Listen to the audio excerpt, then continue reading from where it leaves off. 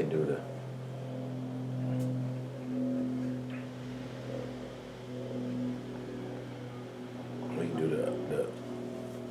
police one first, All right. and then I'll do the one for the clothes shit. All right. 3, 2, 1. Rolling. Rolling. So tell me, man. Tell me about some other stories back then. You know that kind of Man. shaped who you are today. You know. Man, well, there was an incident after I got out the hospital from being shot up and stuff. I mean, I was traumatized, and I had to have a full blood transfusion.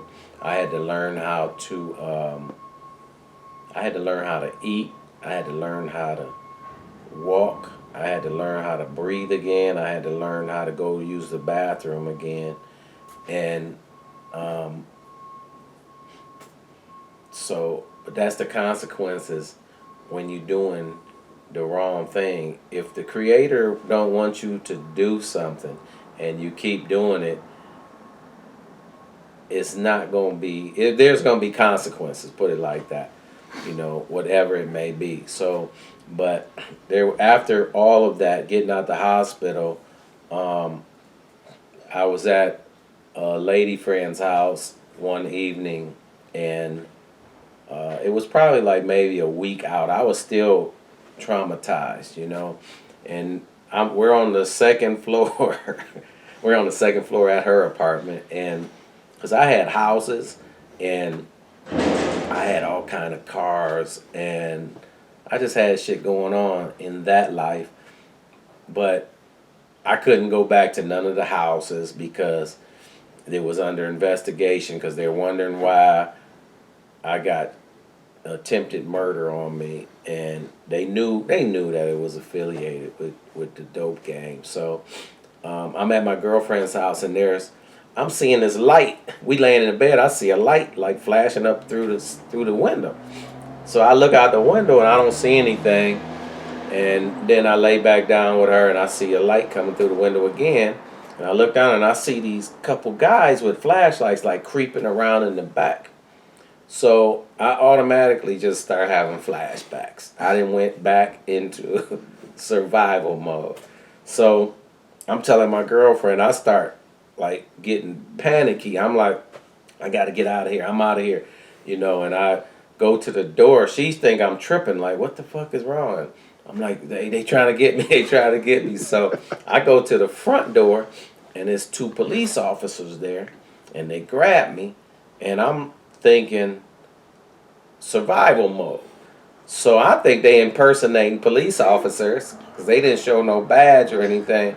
So I start going into my martial arts and stuff on there, and I like take these 2 officers out, and don't ever attempt, kids, don't ever attempt this at home. No, but they could have shot me, but at that time it wasn't like it is now, where an officer, he gonna shoot you first. They could have shot me, and just by doing that thing, but it was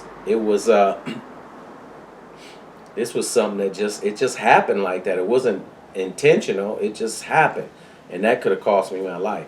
But I take those 2 officers out, and I start going down the stairs trying to get to my car so I can get to one of my houses. I didn't care if it was under investigation or not. I was going home where I felt safe. I had what I had, or at the house that makes me feel safe, my guns and shit. So I get out of her apartment building, and there's 2 more officers at the door, and I start thinking they impersonating police officers. I take them 2 out, and I got to my car. I start flying down the street. It's 2, 3 in the morning. There's no cars on the street in Ohio, in Cleveland at that time, and I'm flying down the street, and I don't see no officers. I made this car was probably doing 150 miles an hour and like a 35 miles on.